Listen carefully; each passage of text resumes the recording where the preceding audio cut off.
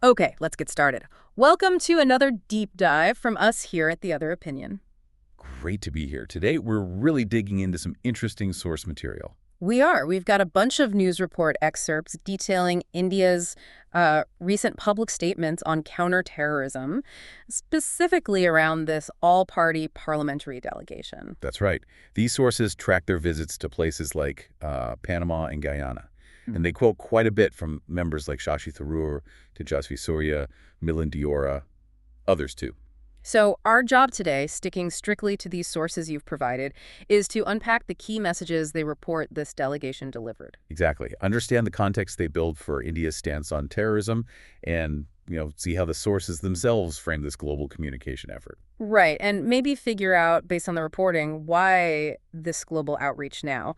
What does this narrative, including things like this Operation Sindoor they mention, tell us? Yeah, what does it reveal about the current approach according to these specific reports? Let's dive in. Okay, so where do the sources start? What's the foundation they lay? Well, the reports really hammer home this point about India's long and painful history with terrorism.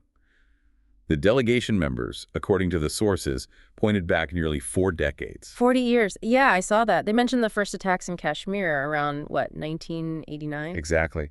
And the sources quote Shashi Tharoor repeatedly on this. He's reported as saying India has suffered attack after attack for almost 4 decades now. Experiencing repeated outrageous civilian victims, bearing the pain, the grief, the wounds, the losses.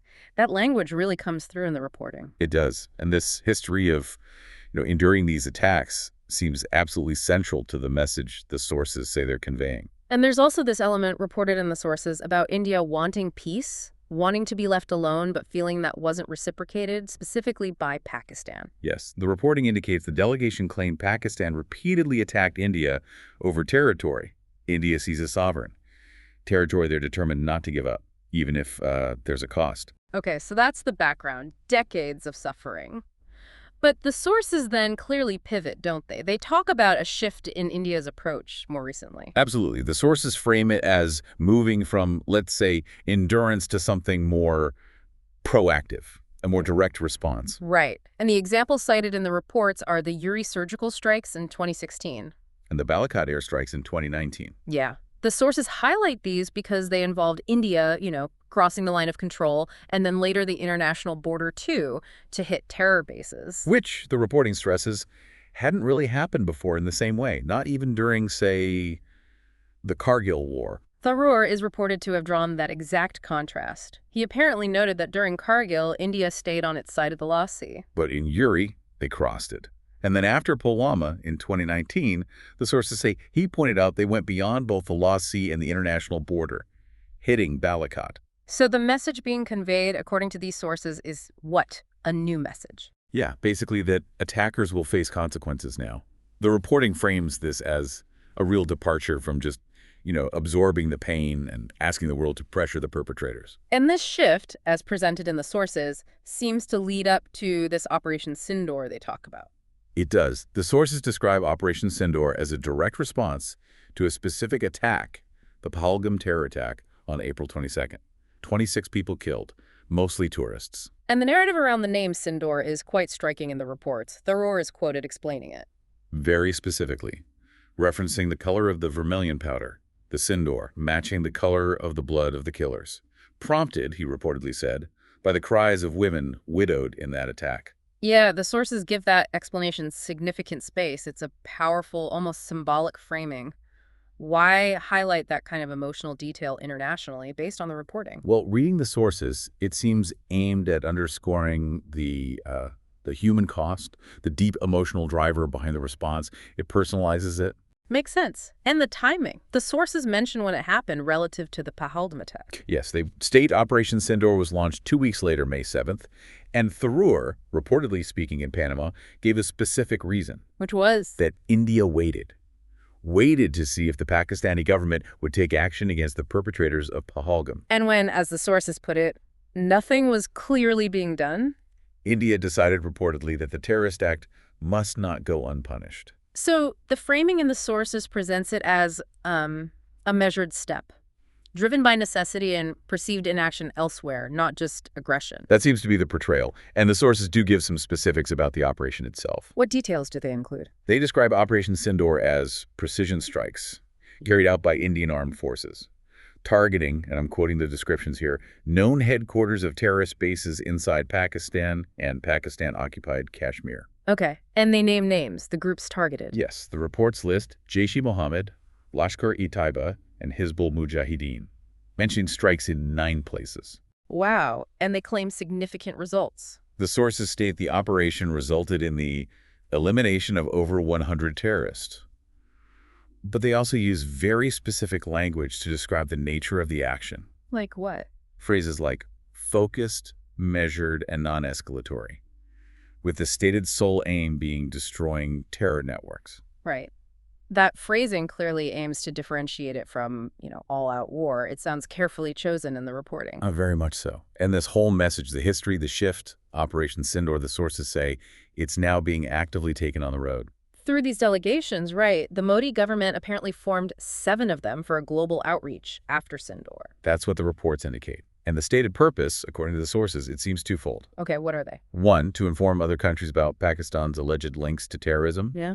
And 2, to convey India's strong message of zero tolerance for terrorism in all its forms and manifestations. And a key point the sources repeatedly emphasize is the composition of these delegations. Yes, all party, including members from Congress, BJP, Shiv Sena, TDP, quite a mix. Tharoor is quoted in the reports making a point of this, saying despite party differences, they are united in national purpose. And that unity, as presented in the sources, seems intended to give the message more weight, right?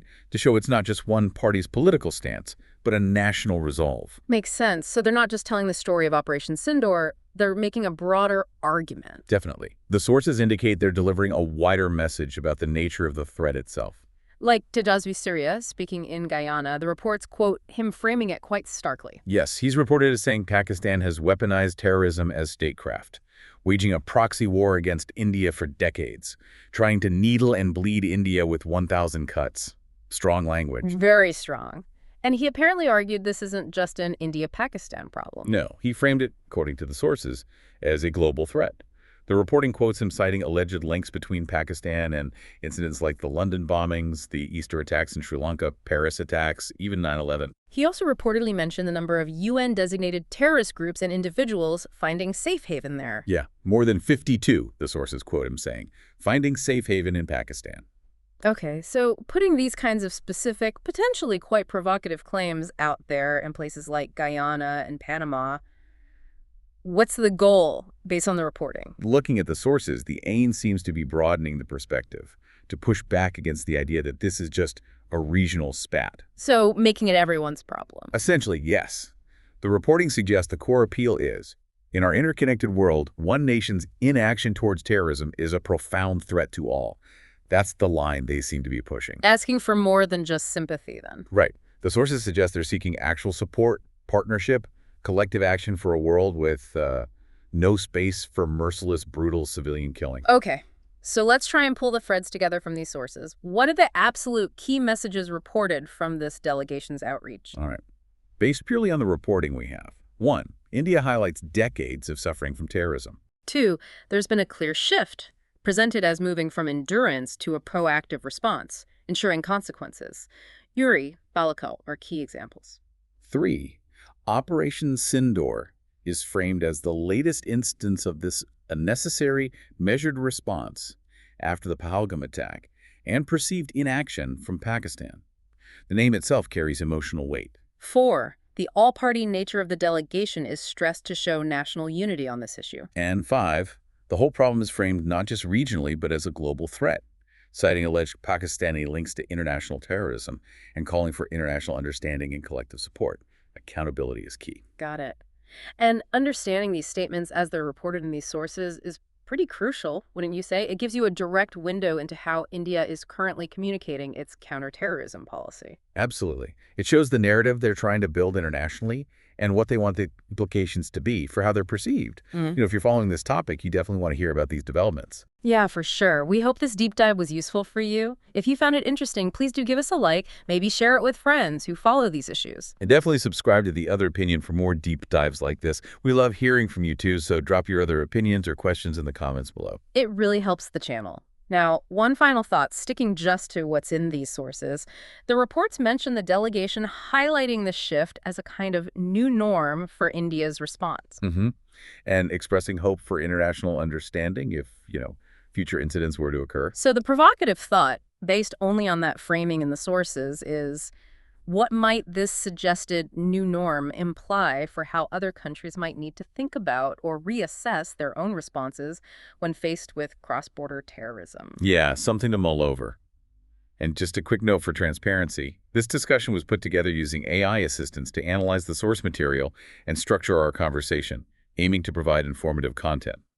While we strive for accuracy based on the sources, interpretations can vary. Absolutely. Thanks for tuning in to The Other Opinion. We'll catch you on the next deep dive.